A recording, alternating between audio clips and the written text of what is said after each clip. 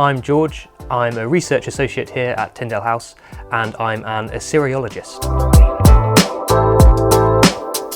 Assyriology is the study of the languages, culture, history, literature of ancient Mesopotamia, which for much of its history was made up of Babylonia in the south and Assyria in the north, which is where it gets its name.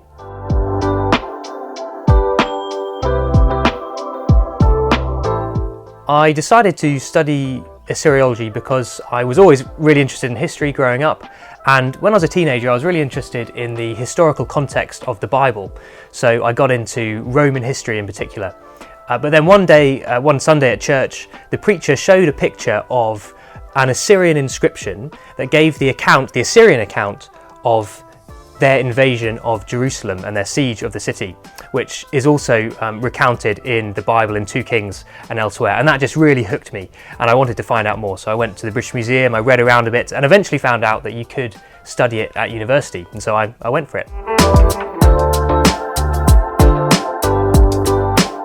Yes, I would definitely recommend studying Assyriology. I think there's a misconception that because no one's really heard of it, or if they have, it seems like this very niche, small subject, that it must be quite boring, maybe there's not many sources, but in fact the complete opposite is true. There's tens and tens of thousands of sources, and many of them still have yet to be properly studied. And because there's so few Assyriologists working on them, almost everything you do as an Assyriologist, you're working on something for the first time, and it's incredibly exciting. The sources are great fun, the history is fascinating and very exciting, and I couldn't recommend it more.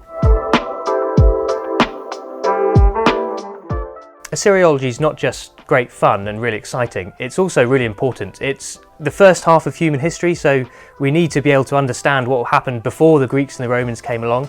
But also, if you think that studying Greek or Roman history is important for understanding the Bible and its context, then for exactly the same reason, it's important that we study the histories and the cultures of the places that give us the context of the Old Testament. So Assyriology gives us the context of the Assyrian invasions of Israel and the Babylonian exile, but also much more. The writing system that was used in Assyria and Babylonia, the cuneiform writing system, was the main form of writing for almost the whole Middle East in the time of the Old Testament. So from the time of Genesis all the way through to the end of the Old Testament, most of the written sources that we have that tell us about those periods and those places come from the sorts of texts that you can read if you study Assyriology. So it's a really important subject to be doing if you're interested in the context of the Old Testament.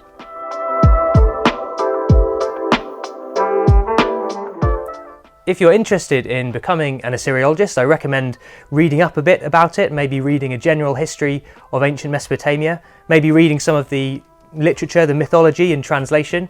If you have a museum near you that has Mesopotamian things in it, then definitely go and spend some time there. And you could also start teaching yourself one of the languages. There's lots of resources and it's not as daunting as it might sound.